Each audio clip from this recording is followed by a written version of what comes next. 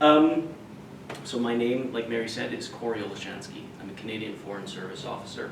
I'm posted to the Canadian Consul General in Chicago. And the territory of the consulate is Illinois, Missouri, and Wisconsin. So here I am in Missouri talking to you today. So my job is, in essence, to connect people to one another, businesses to one another, businesses to opportunities in Canada and on this side of Canadian businesses to opportunities on this side of the border, and to solve problems.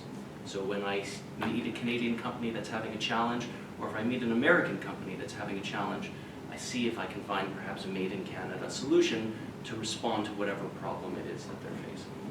The things I wanted to go through: context, talent, the context of what I'm talking about, the Canada-US, Canada-Missouri relationship, talent in Canada, Canadian innovation, Canadian access to markets, and basically some fundamentals about the Canadian economy and some things that we might otherwise take for granted. So I know that we have someone who went to school in Canada here, but I assume that most people have not interacted with Canada very much. So I do like a real Canada 101. Second largest country in the world, 40 million people, 90%, maybe that's not an exact number, but close to 90% of whom live within 100 kilometers of the US border. So it's about an hour's drive from the US border, most of our population. The United States has 50 states. Canada has territories and provinces. We have 10 territories and 3 provinces. We speak 2 official languages, English and French. There's some of our major cities there: Toronto, Montreal, Vancouver, Ottawa is the capital, Calgary and Winnipeg. You may have heard of those cities. Those cities all happen to have NHL teams. They are not the only cities in Canada. They are just some of the biggest and the ones you may have heard of. Canada and the United States are each other's largest trading partners. I like to say we make things together. So something might be imported from Canada into the United States. It's turned into a component of something. That component is then exported back to Canada, and it's turned into something else, or vice versa. We do a lot of trade across the border. We're the #1 customer for most states, including Missouri. You can see some of the stats there. I think Missouri's exports to Canada, $5.7 billion US.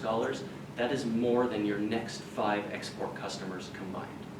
Your imports from Canada, things like energy, it's sort of not, people don't think of that as an import, but oil from Alberta is a major import.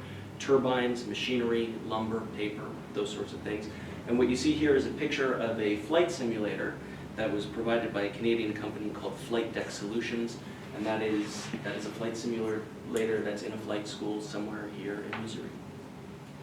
And in my experience, startups face 3 really big pressures: talent, access to capital, and access to contracts. And these are the things that you sort of need to get through to that next stage to continue growing. So this is the part where I'm going to start talking about talent in Canada. Can anyone guess what percentage of the Canadian population between 25 and 65 years old has a post-secondary degree? And if it helps you, I will tell you, in the United States, that number is 54%. Oh, 75. 68. 69. Well, Price is Right at 1. Okay, well, 68 was closest, so you get your prize. So yeah, the answer is 67%. Canada is widely considered to have one of the most educated populations in the world. Like, it's considered amongst G7 countries to be the best to have access to engineers. 1 in 5 Canadians speaks a language other than English or French, one of 200 other languages spoken in Canada. But Toronto likes to say that every language in the world is spoken in Toronto. I think that's a bit of an exaggeration, to be honest. I think that's marketing, but there might be a grain of truth to it. And in 2021, Canada had the highest employment growth rate and the 2nd highest population growth rate in the G7. And you don't have to take my word for it. Here's a nice headline that sort of makes the point. I don't know if you've heard of CBRE. CBRE is a commercial real estate company. They do reports about different sectors and what that looks like for their clients who are real estate companies and are investors in real estate. And they did a survey or a report on tech talent, and their 2023 report ranks cities by how quickly that amount of tech talent is growing, the rate of growth of tech talent. And amongst the top 5 cities, 4 of them were Canadian. So Vancouver's tech talent is growing at 69%, Calgary at 61%, Waterloo, Ontario, 52%, Edmonton, Alberta is at 45%, it was tied with Madison, Wisconsin. Next on the list was Inland Empire in California at 44%, and Montreal's tech talent was growing at 43% per year. And that's a national story, right? These cities are across the country. Vancouver's at one end, Montreal's almost all the way at the other. So this is happening everywhere in the country. And as these markets top the list for growth, they're at the bottom of the list for cost of business for 1 year. We have something called the Global Skills Strategy. The Global Skills Strategy fast tracks employment visas for designated employees, their spouses, and their dependent children. And it has a 95% acceptance rate, and since it started in 2017, you can see the number there, over 73,000 people have been brought into Canada on these specialized visas with the intent of bringing in skilled labor to Canada, bringing the right people to Canada, and encouraging businesses to grow there. Canada is laser focused on immigration. When we hit a population of 40 million people, that was a big milestone for the country.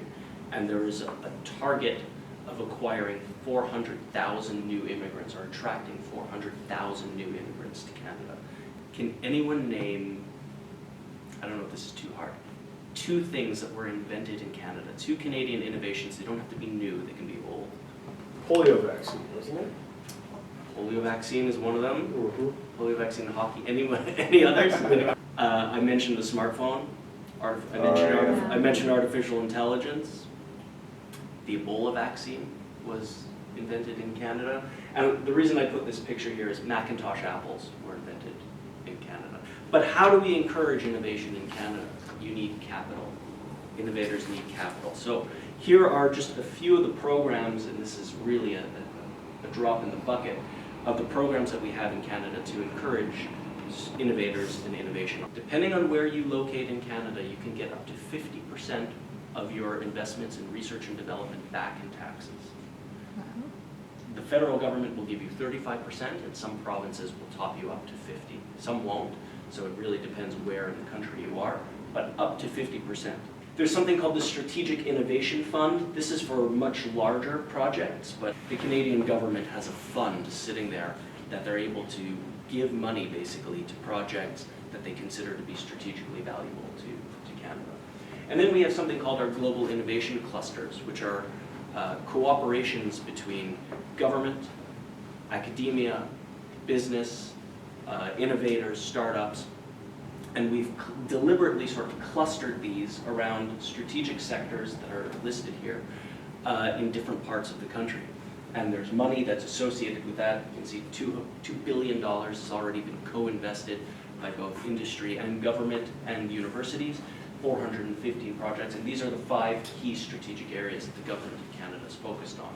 Ocean tech, digital technology, AI, next generation manufacturing, and when I say protein industries, really what I'm thinking about is plant proteins and alternative proteins.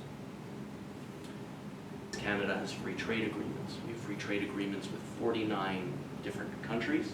We're the only G7 country to have a free trade agreement with every other G7 country. Canada's ranked first for peace, second for democracy amongst G20 countries. The IMF expects the Canadian economy to grow by 1.6% in 2024. In the United States, it expects it to be 1.5%. In France, 1.3%, and in Germany, 0.9%. That's because of these just very sound, stable policies that the government of Canada puts in place. And also Canada's tax treatment of new businesses. So tax treatment for new businesses in Canada is 13.2%. I think in the United States it's something like 17, I have 17.7 in my notes. So that's a little bit of information about the Consulate General of Canada in Chicago. Like I said, part of my job is to encourage companies to consider Canada as a place to do business, as a place to hire talent, as a place to maybe access capital that they're having trouble getting elsewhere. And that's it. Thank you very much for your time and attention.